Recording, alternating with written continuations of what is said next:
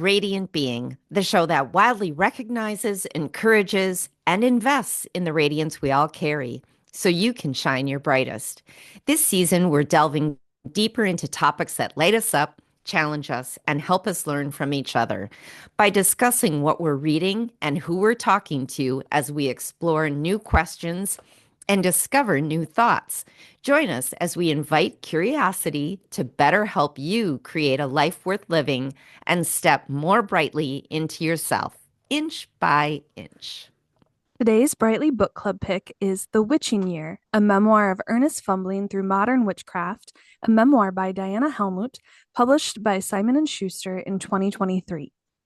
A skeptic spends a year trying to find spiritual fulfillment by practicing modern witchcraft. Diana, 33, is skeptical of organized religion. She is also skeptical of disorganized religion. But more than anything, she is tired of God being dead. So she decides to try on the fastest growing self-directed faith in America, witchcraft. The result is 366 days of observation, trial, error, wit, and backspasms. Witches today are often presented as confident and finished, proud and powerful. Diana is eager to join them. She wants to follow all the rules, memorize all the incantations, and read all the liturgy. But there's one glaring problem. No witch can agree on what right rules, liturgy, and incantations are. As with life, Diana must define the craft for herself, looking past the fashionable and figuring out how to define the real. Along the way, she travels to Salem and Edinburgh, two very crafty hubs, and attends a week-long clothing-optional witch camp in Northern California. Whether she's trying to perform a full moon ritual on a cardboard box, summon an ancient demon with scotch tape and a kitchen trivet, or just trying to become a calmer, happier person, her biggest question remains, will any of this really work? The Witching Year is a compelling memoir that follows in the footsteps of celebrated memoirs by journalists like A.J. Jacobs, Mary Roach, and Caitlin Daughtry, who knit humor and reportage together in search of something worth believing. Okay. Okay. Yeah, no kidding. You had me at well, at all of it. At all of it. Yeah. So, Tracy, how did you find this book? So I first started seeing this pop up on Pinterest, oddly enough. On Um, Pinterest? on Pinterest, whenever I would scroll, the Oh. book would be there. And I don't know if it's an ad or if that algorithm just knows me as well as the others do. Sorry, TikTok. I do have another lover. Um, but it just kept catching my eye. Just the concept of the witching year. And when I was kind of reading like the summary of it just on like the Amazon page and all that, I was like, oh, this strikes me as really similar to a book some family members had read, A Year of Living Biblically, where they take the Oh Bible yeah. super Yeah. literally. Yeah. And then after I ordered this book and start reading, she actually talks about that book in this She book does. Yeah. as part of her inspiration and kind of what she was trying to achieve. So while I had never read that other book, the concept of someone just, focusing on witchcraft for a year just seemed really interesting to me. And first I got it from the library. And as you know, just in the preface, I was screen capping and sending you like every other sentence. Being like, Amy, I wrote this book and I think you should read this book I didn't know I wrote. Um, but the preface, the very first sentence that the author writes is, I don't know if we get to decide where our spirits sleep. And Wow. I was like, Yeah. I wish this was a fiction book, right? Because that could be one of the best, greatest opening lines ever. Yeah. Yeah. Um, and so yeah, I mean, I could go into, why I feel I wrote it, but first, what based on what I shared with you, what drew you to be like, yeah, I'll read this?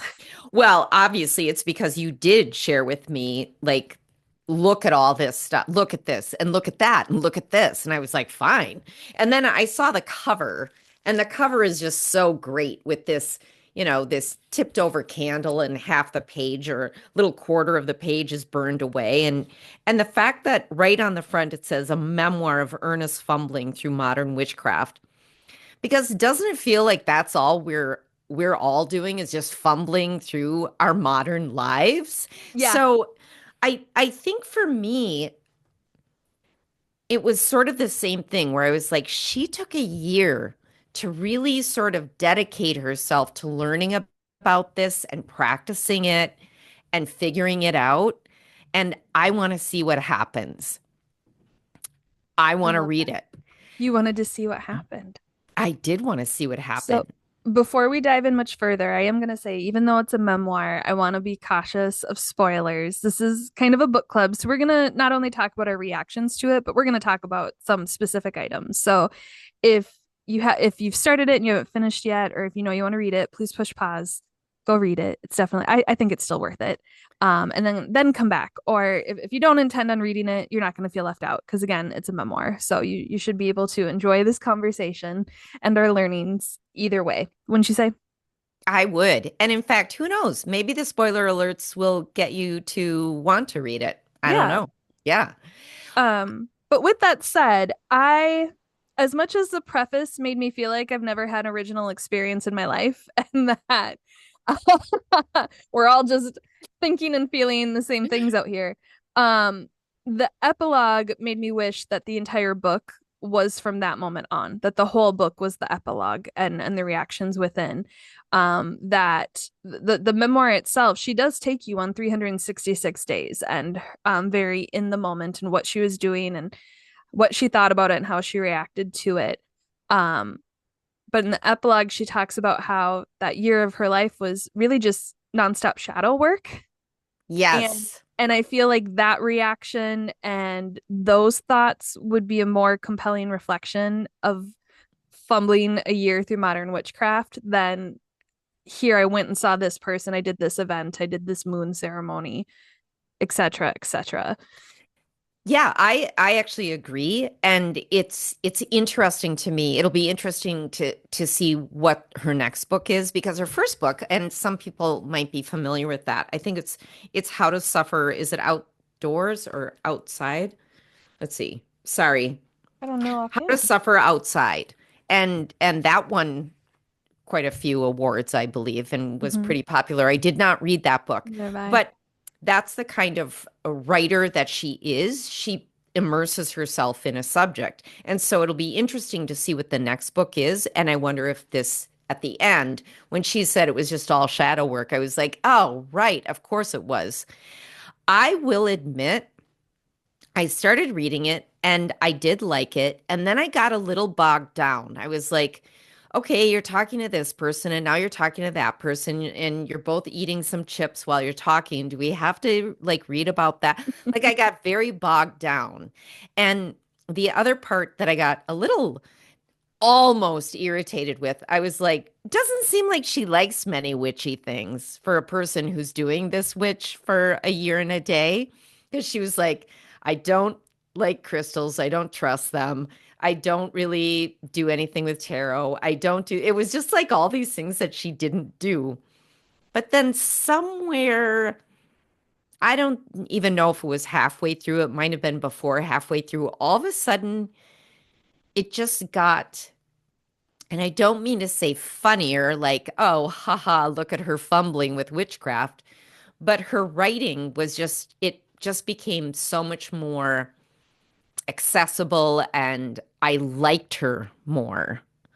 And I don't know if you felt that way at all during it. Well, and I think that's why I want the epilogue as the entire book. Because although that what I just read at the top of the show, it comes directly from her publisher, right? So it's Right, clearly a sales piece. And they right. do talk in there about how she's a skeptic. She doesn't really spend a ton of the introduction of this book being a skeptic. She calls herself that here or there, but I really got the impression that she had experience and interest in witchcraft as a child and Well, as a she did. teenager. Yeah. Yeah, and then They kind of had a moved little away from it. coven. Yeah, Her friends, her right? friends did. Yeah. And so to me to see, a memoir of Earnest fumbling, I feel like that isn't entirely true, right? Like Mm. that the it wasn't until the epilogue that, kind of some of that those issues and kind of that, that you just described, I realized she calls herself out for it.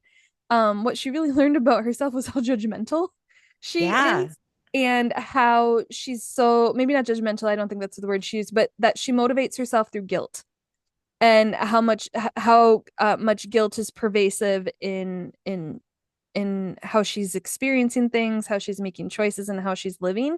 And that, I feel like, is what is so prevalent in the first half, is because it's not because she's a Mhm. skeptic. It's the reasoning behind her pushing astrology away. It's the reasoning behind why she didn't want to buy the supplies.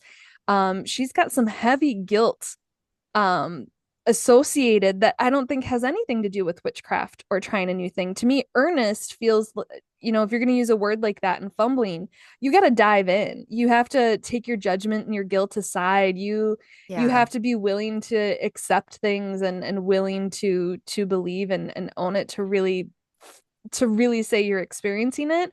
And I think she didn't really get there till she was writing this book or editing this book. Right. Well, I felt like she kind of got there a little bit at the witch camp, a little Yeah. bit there. But even during the witch camp, there were so many times that she was like questioning or hesitating or feeling guilty about saying something or not doing the right thing. But it did feel like she kind of finally opened up at witch camp. But yeah, she does have a lot of guilt.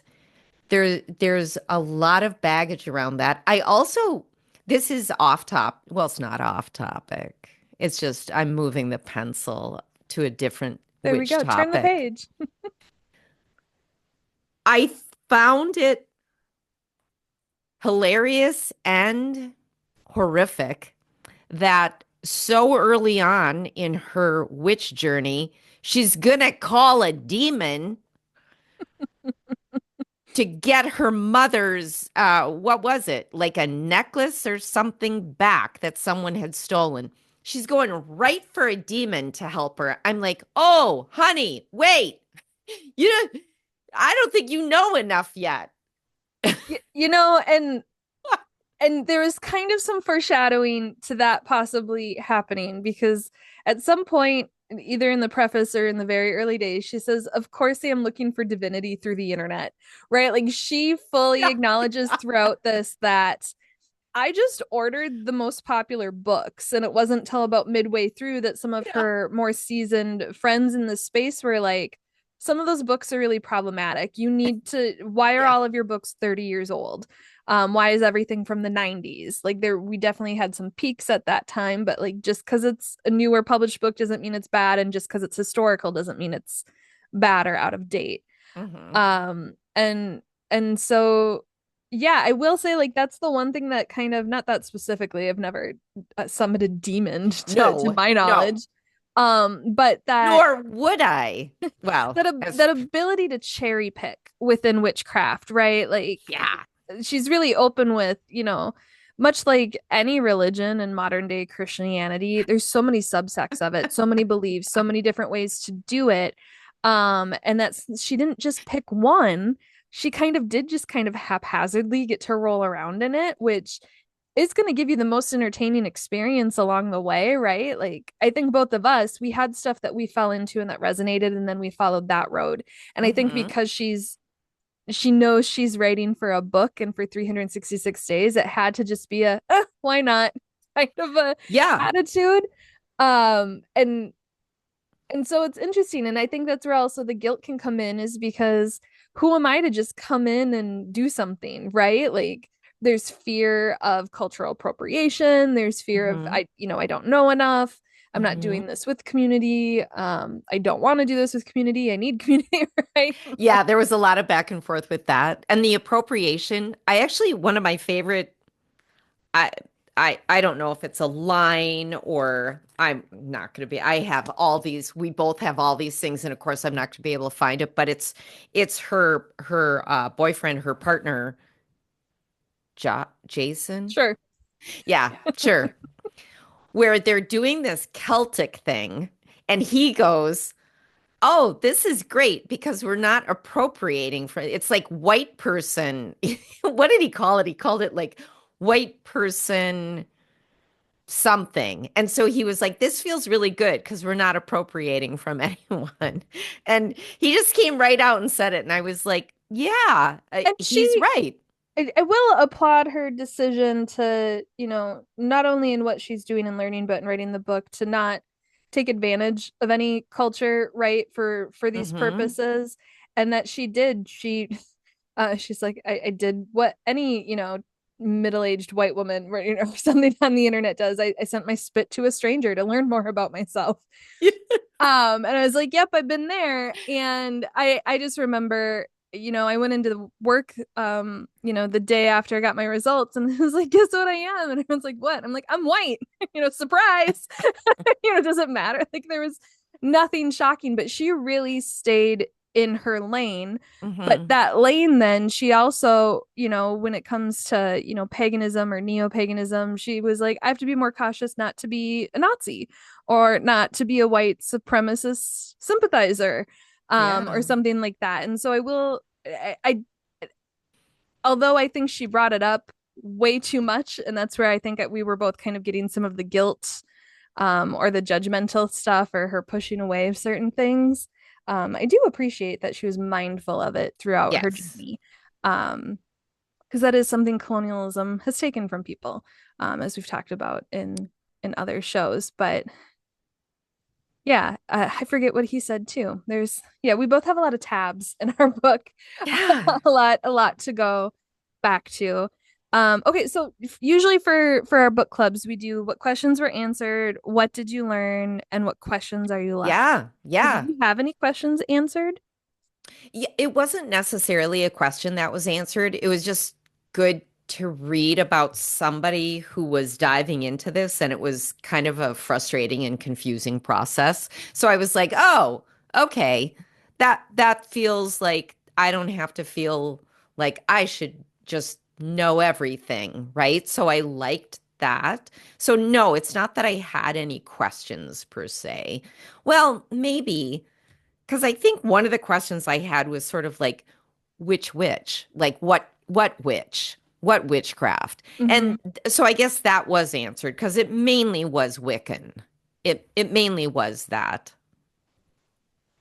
And for me, like I said, I saw a lot of myself in this book where, have similar cultural heritage, where I'm just a few couple years older than her, I think. And, I too, like, largely because I grew up in the 80s and 90s, right? Like, one of my earliest memories is not necessarily calling myself a witch or like trying to recreate anything I said or heard, but like, I'm gonna collect acorns and I'm gonna mash them and they're gonna mean this and I'm gonna have an apothecary. I didn't know what any of that was. Like, I wasn't emulating anything. It was just very natural to go out into nature and be like, oh, these things hold power, right? Like, I had a wind Mhm. stick. I controlled the wind, right? Like, I communed with the sky. So I Um, did not have a wind stick, but we definitely had a Ouija board. oh, So see, yeah. but so for me, and as my practice has kind of mirrored hers. I mean, granted, hers was all in just kind of the span of a year, but I had really similar experiences further spread apart of just being introduced to things by friends. And then, like, I went to a gong bath and then I got into Kundalini yoga. And then, oh, there's a metaphysical place next to where this next yoga practice is. And then, well, this metaphysical place got me into, they do tarot card readings. And then now I have 9 tarot card decks. Like, it just kind of, one thing kind of leads to another and you grab onto what resonates. And for me, I'm like, is this weird that I'm just kind of patchworking it? Is it weird that I'm not like reading all this stuff? I don't have a designated name for my practice. I'm still just kind of learning and taking what feels good. And is that okay? And, she referenced a lot of books. I have some of them and I've never read them. We had the very same reaction. What is it? Starhawk, where she's like, I'm trying really hard to take this person seriously, but their name is Starhawk, and now I feel like an asshole. And I was like, I've had these thoughts. I've had all of these thoughts, Diana. Like, and so for me, the question that was answered was like, my process is probably pretty normal, right? Like, for not having these communities of things. And like, in terms of questions answered and what did I learn, this book really helped me put a name on why I'm so hesitant to build community with other witchy women. Oh, Yeah. yes. So I mean, other than you, and one other friend that helped introduce me to some of the things that I do, um, but I just get this feeling that there's a lot of people, especially if they're around my age. There are some really, really knowledgeable ones, and there are some that have no idea what they're talking about, right? Like there's definitely a spectrum. But there's this group that I find most commonly out there where um they're in this for the fantasy. They're in this because of the Harry Potter and the practical magic and the well, it's great Mm, to feel drawn to those video or those movies or those stories or those characters. Like to me, they have that fear then within them that I think Diana kind of talks about. Like, is this all fake? Is this just fantasy? Is this not real? yeah. And I have had such real experiences in this work Mhm. and just like undeniable feelings and movements and moments that not that my experiences are better, but I'm not searching to in these spaces to make what I'm feeling real. It's already real to me, and I'm trying to find community with other people who also feel it's real. Such a That good way to no, it's one that it's such a wonderful explanation. And as you're talking, I'm like, oh, that's it. That yeah. is it. I'm not trying to figure out if it's real or not either. I hesitate to create community with other witchy women for a different reason, though, because I don't know why I did this. I don't know why I do it. Oh, let me join this Facebook community. Let me join this Facebook community. And then I'm like, oh, no, honey, you don't need a spell. You need a plumber. Okay. Yeah. Let's just get our priorities right. Now, I will say, I met a very good friend through one of these groups. And And so it's not really community, but I met a friend. And so now we do things together, and that's great. But so I hesitate with the community because what I hear a lot of is misinformation, um, information that doesn't jibe with each other, or somebody being like, that's wrong, you're doing it wrong, that's not what you should do. Like, just like being the boss of all witchcraft or something. and that's my other frustration with what she experienced in this book, like going through it in real time with her, because I just wanted to shake her and be like, that, that's a lot of rules for an intuitive practice, That right? And I I say that all and the you time. you do, and I love that. I love that you say that. And I want everyone to hear it again. Say it again, Tracy. That's a lot of rules for an intuitive practice. How many times you knock on your deck of tarot cards is really going to prevent or give access, right? Like, and so then that's the other challenge with these spaces, and I'm what I kind of feel like she was grappling with in each of these experiences is when it's all about what you feel, right? And then there's a spectrum within that because, like, to what you said, like, I'm worried that the community that I'm kind of building is just a bunch of people playing pretend, and I'm really feeling it and I'm really in it, Yeah. right? Hmm. But then I've also been to other events where, they say Tesla just came out of the faucet while we were all meditating. And suddenly I'm like, I'm Mm, now, I don't believe you, right? So, like, now where in the spectrum am I falling? Because now I think you're playing pretend, but you also might just be way more into this than I am on a whole or nother level, maybe right? you might have imbibed in something that's helping you be way more Uh, advanced than yeah. anyone else. And so it's like, how do you find community in these spaces where you get to dictate what it is and where it does get to be your intuition, right? Like, we do need Yeah. some parameters around it. And she did a really good job of kind of showing the different things you can kind of play in to see what you like and what resonates.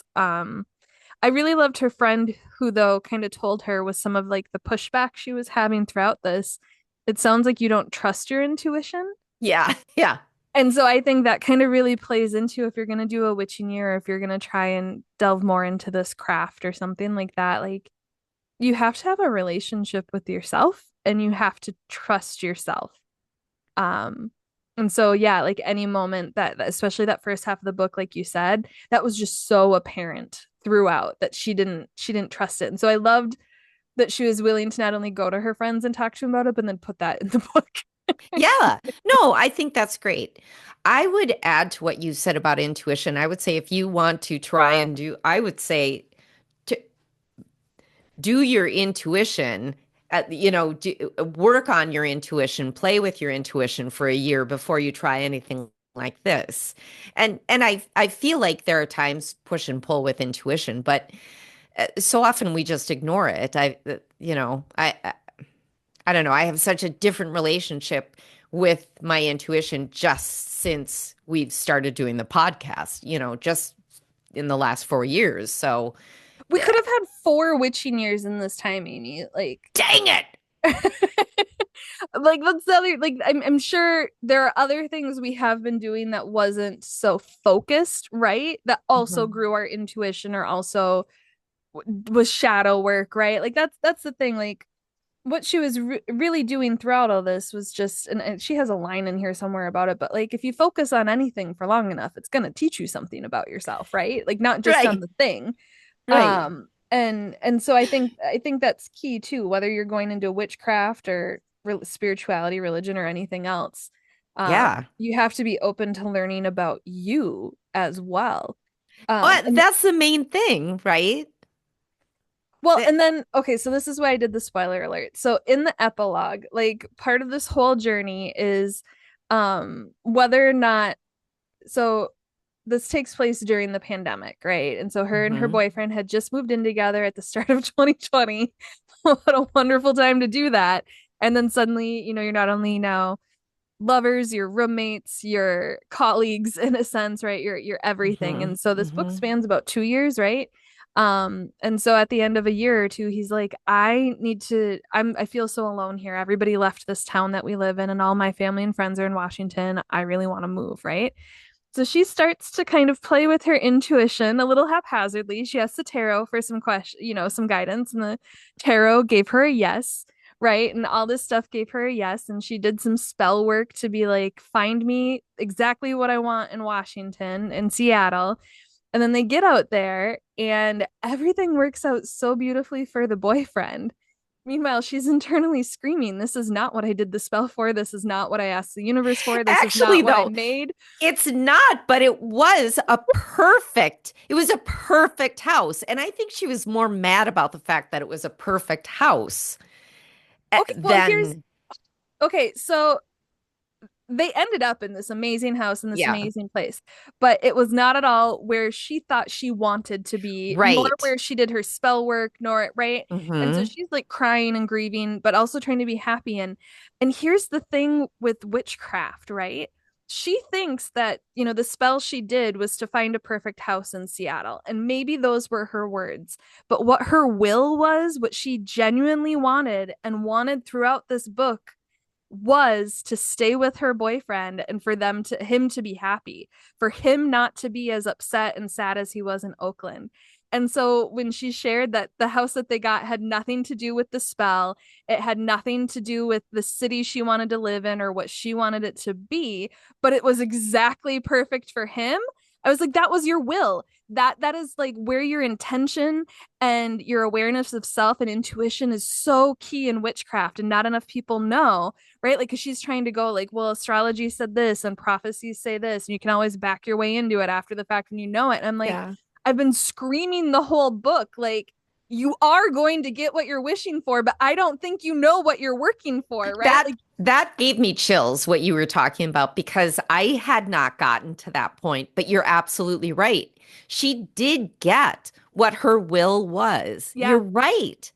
But I also think that anybody listening can think about that for themselves. It's like there are many times that maybe you've thought you've wished for something and then you got something different and you're like, well, that didn't work. Well, maybe it actually did.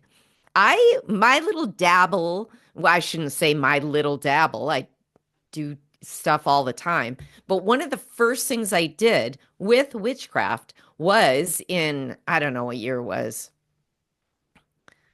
Let's just say 2012. sure.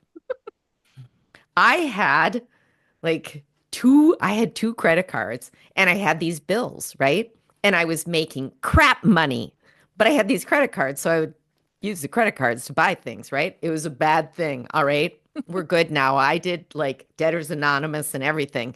But at the time, I was like, I'll do this spell.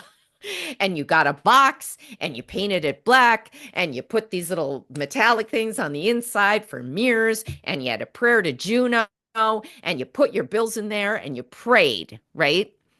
And I did that. It was like 2, 3 months. Nothing happened. I didn't win the lottery. Nothing happened. Except for my husband called me at work one day and said, yeah, I was talking to a banker thinking about refinancing the house, and he said everything looked good except for these two credit cards. Bum, bum, bum. So it was not what I would have wished for, but it was to get it.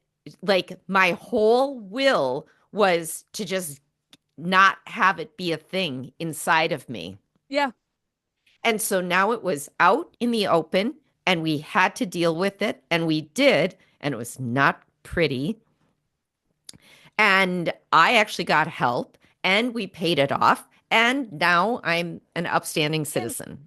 but so your will wasn't, I want to keep this secret, please erase my debts, right? And I'm not saying Right. that that's, don't course correct your will to be to keep secrets No, if no. this is you. But like your will was, right? You ended up, you're now in the future, right? Where you want to be. Your house is paid off, you're about to retire, you're Yeah. really good with money, you and your husband Yeah. are in a good place with it, right? And so how often do you wish for like the perfect job, the perfect life, the perfect lover, whatever. And then you have a massive tower moment in your life because the rest of your life did not support what you wanted. That's And right. so this whole thing, like I forget what she kind of phrased, like what she ended up learning from it. But to me, this is just a demonstration of like the illusion that choice and control play in our lives, and that if you think Yeah. witchcraft is going to give you choice and control, that's not necessarily true, right? Like there was a lot in these parameters, and I think we can both say that looking at this because we've had our own witching years, right? Like we have done these things, we have fumbled earnestly ourselves in these moments, so it's really easy to go back. I loved the vulnerability she shared. I loved the stories. Hmm.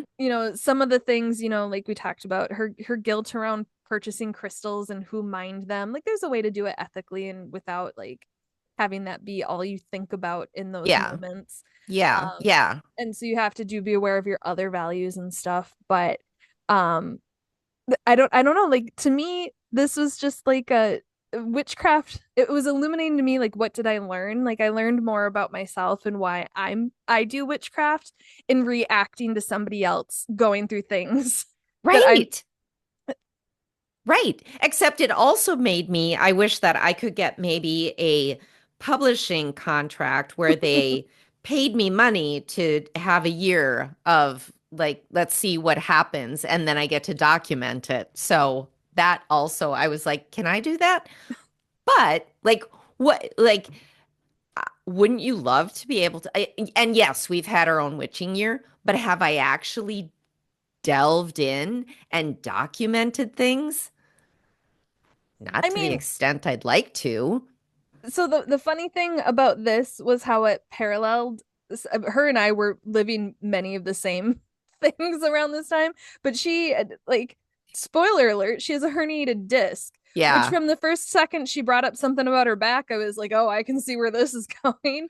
But like everything she did within like I'm going to use magic to do this and I'm going to use chanting and I'm going to do this. I'm like, "Oh, I've been there," I've right? been, yeah. And so it was also really nice to see how like even in the times when maybe I haven't just been like this is my witching year, it has paralleled other stuff I've been doing, right? Like it has showed up in other ways. So I don't know.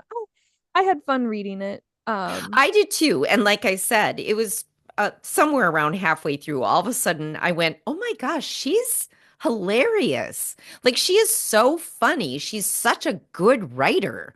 So you really enjoy just the reading of it.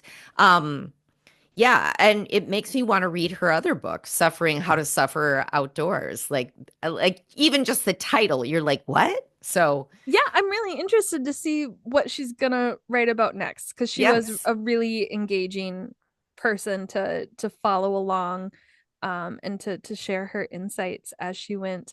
I do have to bring up though, so when I was reading it, she starts her year in July, just at Yes. Llamas or No, just it was it llamas? well, she Okay, it used the doesn't word I yeah. can't say in Oh yeah. in Yeah, yeah. Celtic Irish, but yeah. So it's essentially August 1st. And so when she got to December and Yule, I was like, oh my gosh, this is gonna air on Brightly's anniversary of our first posting. So I just want to take these final moments of the show to say happy birthday, Brightly. Happy fourth birthday. Our first episode premiered on December 21st, 2020. Amazing. Yeah, Amazing. how quickly social constructs pass by. Because that is what time is. That is what time is. So with that, if you were to look at the next year, maybe not necessarily witching, or if it is something in that what specific aspect of witching, what would you do for a year if you were to get that journal or that journal that contract that publishing contract to write for a year? What would you write about? Oh, great. Thanks a lot. Like I don't think about this all the time. And then right now I'm like, what? Writing? What? What would I write about? I feel like that would be an amazing thing to write about if you could delve into a witching year for yourself and just write about that. But it's already been done, so I don't think they'd pay me for that. So I guess it would be my my retirement year. You're fully embracing the crone, There you right? go. Mine, I was just looking for the tab. I can't find it. Yeah. But she does have this moment where she thinks a spell works and she like forgives her body and like pledges to it to work with it, not against Yeah. it, and she's so sorry. Yeah. And like she had this beautiful quote about reconnecting with her body. And I think that's what I would do for a year. In that sense. I I will love say that the it. funniest thing that happens like three or four sentences later is like she stands up and immediately feels all the pain again and it's like fuck this. Like it didn't work and I was like yeah, I've been there too. But I think for just like a year and like to document just like reconnecting, being kind, forgiving my body, right? All of that, I feel like Yeah. I could write an encyclopedia level novel on that. Yeah. Love it. Well, if this episode spoke to your soul, please share it with a friend. And if you have time, give us some love on your preferred platform with a rate, review, and subscribe. You can also reach out to us via Instagram and YouTube under The Brightly Podcast or via email at brightlypodcast@gmail.com. And with that, we hope you have a bright and beautiful day. Bye.